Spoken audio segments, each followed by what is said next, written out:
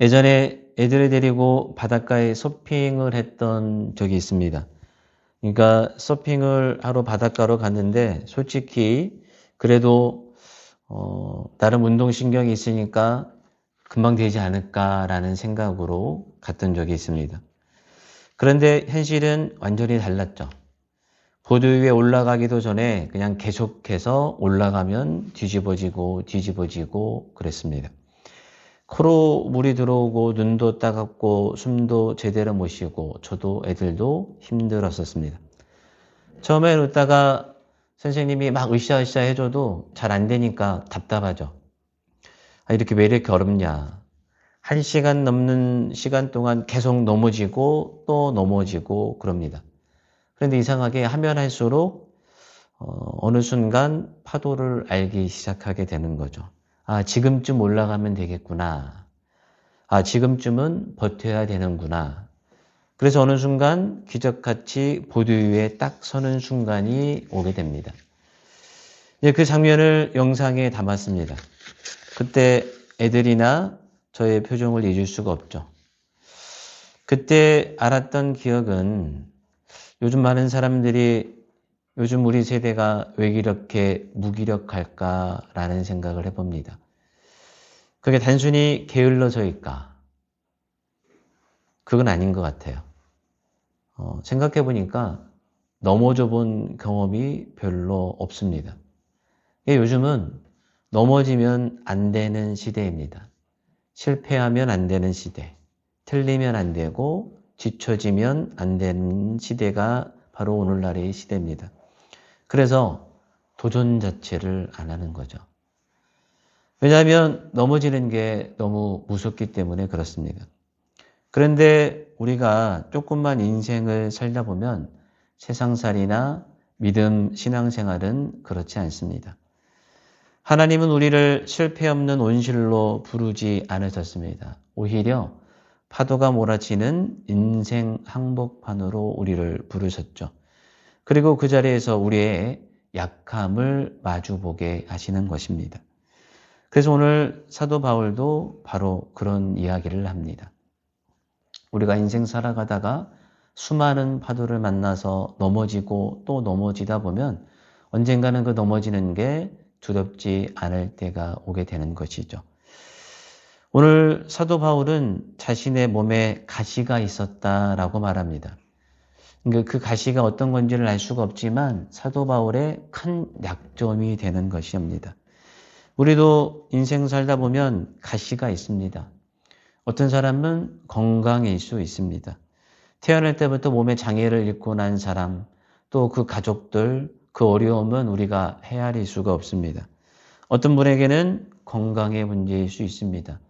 아는 한 장로님이 60년 동안 평생을 살아오면서 정말 부도, 명예도, 교회 안에서 장로라는 직분도 받았습니다. 정말 노력한 만큼 큰 결과를 이뤘는데 최근에 혈액암에 걸리고 나니까 정말 다른 그 어떤 것보다도 세상사로운 낙이 없어지게 되는 거죠. 어떤 사람에게는 경제적인 어려움일 수도 있고 어떤 사람은 관계의 아픔일 수도 있습니다. 자기 자신은 잘한다고 하지만 주위의 사람들이 끊어지고 함께 하지 못하는 경우도 보게 됩니다. 혹은 나는 왜 이런 것밖에 되지 않을까? 나는 왜 이런 게 고쳐지지 않을까라는 게 될 수도 있습니다. 그러니까 우리 마음속에 이런 것 하나쯤은 다 잊고 살아가는 거죠. 그런데 우리는 보통 이렇게 생각합니다. 이것만 없으면 될 것 같은데.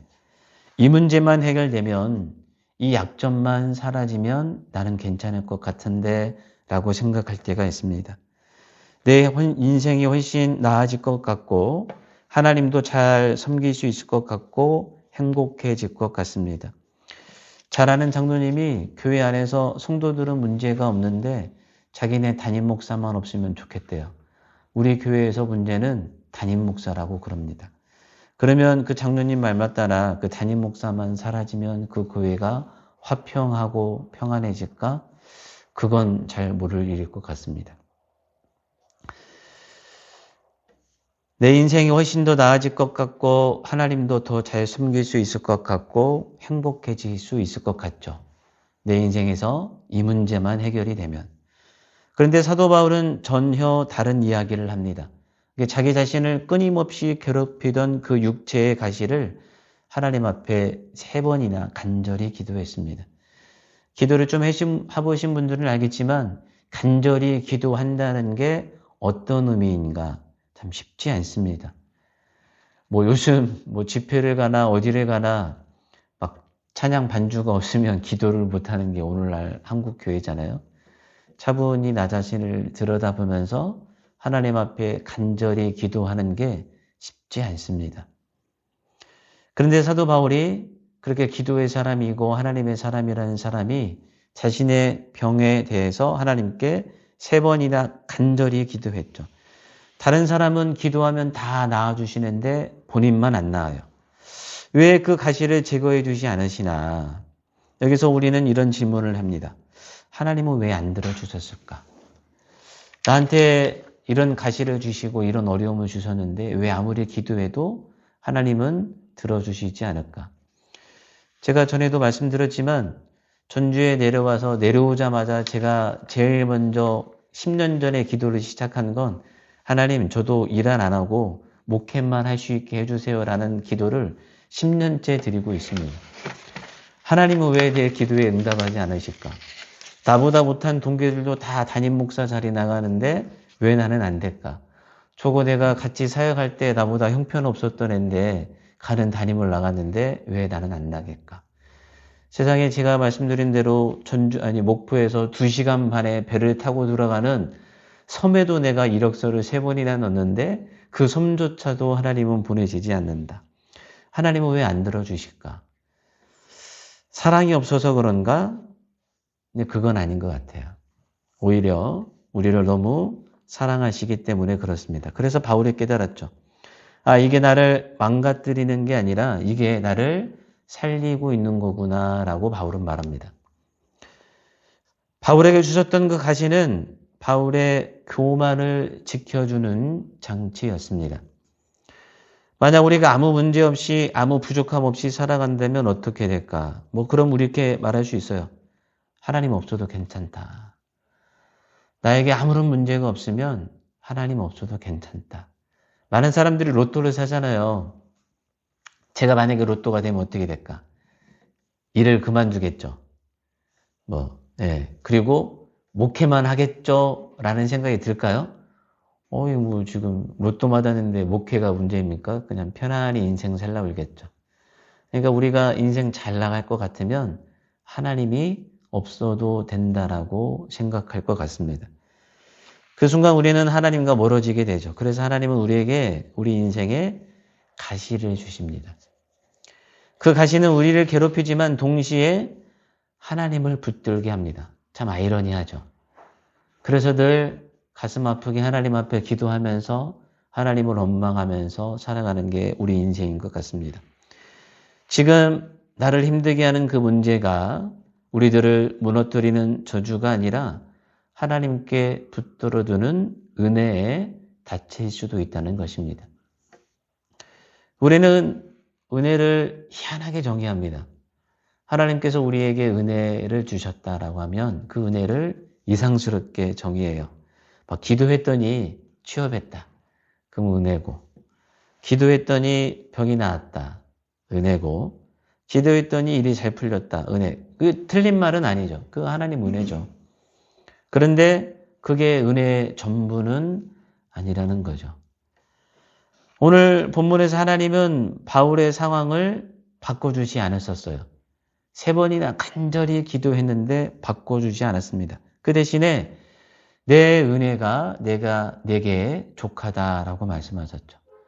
지금 너에게 있는 어려움이 너에게 족하다는 것입니다. 이 말은 참 충격적이죠. 내가 아무리 기도했는데 상황은 그대로입니다. 문제도 그대로예요. 고통도 그대로예요. 그런데 하나님은 그걸로 충분하다라고 말합니다. 참 답답하죠. 내 기도가 부족해서 그런가? 내가 어떻게 해야 하나님이 이 기도를 들어주시나? 라고 답답하게 생각할 때가 있습니다.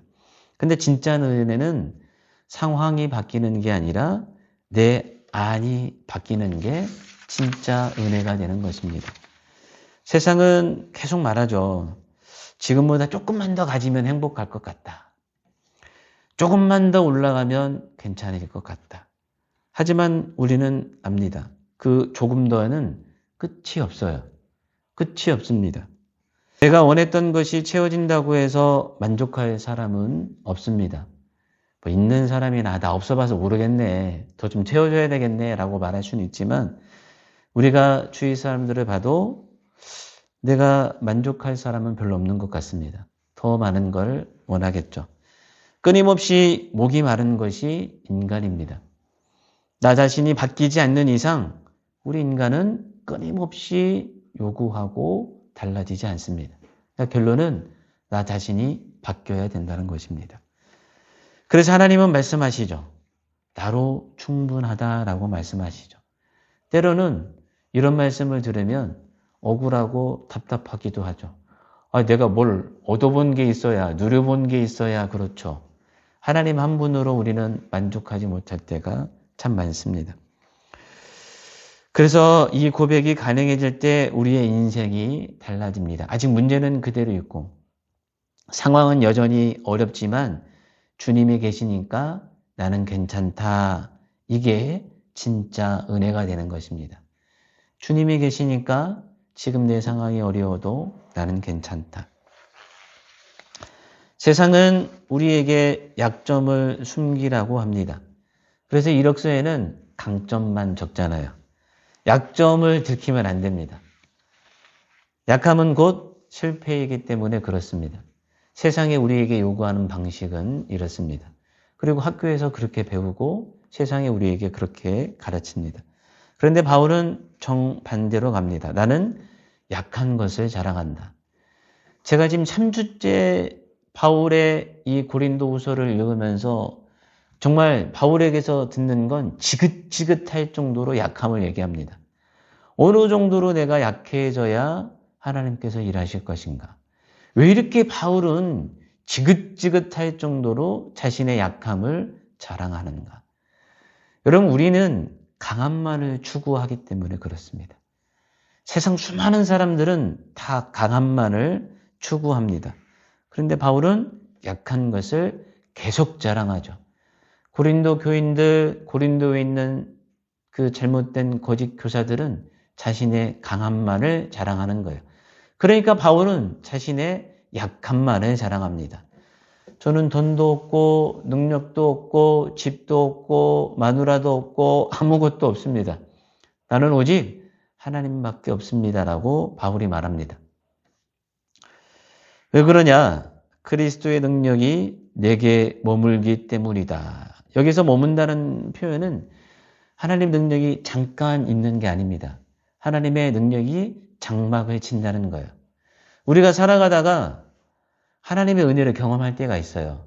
물론 그 은혜가 착각일 때도 있지만 어쨌든 우리는 잠깐 하나님의 은혜를 경험합니다. 그러니까 잠깐이에요. 아주 잠깐, 찰나. 그런데도 우리는 살아가면서 내가 말이야 옛날에 막 기도했더니 또 옛날에 이렇게 봉사했더니 막 그럴 때가 있잖아요. 근데 오늘 사도 바울은 늘 하나님의 능력 안에 머문다. 그러니까 하나님이 사도 바울에게 장막을 치고 늘 함께 하신다는 의미입니다. 그 비결이 뭐라고요? 사도 바울이 약할 때 하나님께서 바울과 함께 하신다는 것입니다. 하나님의 능력은 어디에 머물까? 내가 잘 나갈 때 그건 아닌 것 같아요. 그래서 바울은 말하죠. 내가 무너질 때, 내가 내 한계를 인정할 때 하나님이 나와 함께 하신다는 것이죠. 우리는 사람들을 만나면 자꾸만 나 자신을 드러내요. 은연중에. 제가 가만히 카페에 앉아있으면요, 사람들이 다 얘기를 할 때 뭘만 얘기해요? 다 자기 자랑, 자식 자랑, 집안 자랑, 뭐해서 돈을 벌었네, 내가 돈을 안 벌었는데, 우리 누나가 이번에 삼성 주식을 사가지고 몰빵했는데 돈을 엄청나게 벌었대. 내 돈이 아니에요. 그런데도 친구들한테 그런 자랑을 합니다. 사람들은 끊임없이 그냥 자랑을 합니다. 내가 많이 아는 것을 자랑하고 내 돈을 자랑하고 내 능력을 자랑합니다. 내 한계를 인정하지 않고 내가 무너지지 않으면 하나님은 그 사람에게 함께 하시지 않습니다. 빈자리가 없기 때문에 그러죠. 그래서 나의 빈자리에 하나님이 찾아오셔서 일하시는 것이죠. 그러니까 그동안 저는 계속적으로 내 안에 하나님의 머무는 빈자리가 없다는 것을 제가 깨닫는 것입니다. 아, 그동안 내 힘으로 살았구나. 내 능력으로 살았구나. 내가 다 한다라고 내가 그렇게 살았구나. 집도, 가정도, 교회도, 직장도, 건강도 내가 내 힘으로 살아왔구나라는 것을 저도 알게 되는 것입니다. 이건 어떤 사도 바울의 논리가 아닙니다. 사도 바울의 경험에서 우러나는 것입니다. 우리가 진짜 두려워야 될 것은 내 약함이 아니라 하나님 없이 강한 겁니다. 제 인스타를요, 딱 검색해보면 수많은 알고리즘으로 뜨는 영상은 여자든 남자든 막 운동하는 영상이에요. 막 자신의 막 강함을 드러내야 되잖아요. 복근부터 어깨, 막 등, 막 엄청 자신의 강함을 드러내야 자신이 살아갑니다. 하나님 없이 강한 사람 세상에서 정말 비참할 수도 있습니다. 인생은 서두에 말씀드린 것 같이 파도와 같습니다. 우리는 계속 넘어질 것입니다. 그리고 그것은 실패가 아닙니다. 언젠가는 일어설 힘과 능력을 얻기 때문에 그렇습니다. 그래서 넘어지는 걸 우리는 두려워할 필요가 없습니다. 하나님은 우리가 한 번도 안 넘어지는 것을 원하지 않습니다. 오히려 넘어짐을 통해서 우리 안에 교만을 깨뜨리시고 진짜 의지할 분이 누구인지 알게 하시는 거죠. 그래서 우리는 넘어질 때 내 빨리 넘어진 상처를 닦고 하나님을 쳐다봐야 되는 것입니다. 세상이 우리들을 평가할 때는 스펙 부족, 능력 부족, 경쟁력 없음. 요즘에 목사들을 이렇게 청빙을 할 적에 MDB 학위, 그러니까 즉 대학원 학위만을 보지 않습니다. 그 외에 학위를 또 요구하고 또 그 외에 박사 학위를 요구하고 수많은 경력을 요구합니다. 이렇게 말할 수 있습니다. 세상은 우리를 능력 부족이라 말하지만 하나님은 우리를 다르게 볼 수 있습니다. 좋다, 이 약함 위에 내 능력을 세우겠다라고 하나님은 말씀하시죠. 여러분, 수없이 우리가 살아가면서 내 강함을 드러내봤자 세상에서 내가 일어서고 강할 것 같지만 절대 그러지 않습니다. 오늘 우리는 다시 파도를 마주할 수밖에 없습니다. 내일 또 월요일이 시작되면 수많은 파도를 마주하게 됩니다. 직장에서 나를 힘들게 하는 사람들, 거래처에서 나를 힘들게 하는 사람들, 내가 만나는 사람들은 나를 깎아내리고 자신의 힘으로 나를 누리려고 할 것입니다. 두렵죠. 기분 나쁘고 어렵습니다. 넘어질 수도 있습니다. 스트레스 엄청 받겠죠. 하지만 괜찮습니다. 왜냐하면 우리가 넘어지는 그 자리에서 하나님을 붙들 수 있기 때문에 그렇습니다. 우리가 약해지는 그 순간에 하나님의 능력이 시작되기 때문에 그렇습니다. 인간이 자기 신뢰가 끝나는 지점에서 하나님의 일하심을 볼 수 있다는 사실을 우리가 기억해야 됩니다. 그러니까 조금 힘들어도 일어서야 됩니다. 주님을 붙들어야 되죠. 하나님, 저 좀 도와주십시오. 너무 약합니다. 하나님 없이는 한 발자국도 일어설 수 없습니다. 내가 약한 그때의 강함이라 라고 말씀하셨던 그 복음의 역설적인 말씀을 붙들고 인생의 파도를 믿음으로 타시는 저와 여러분 일이 되기를 주님의 이름으로 축원드립니다. 아멘.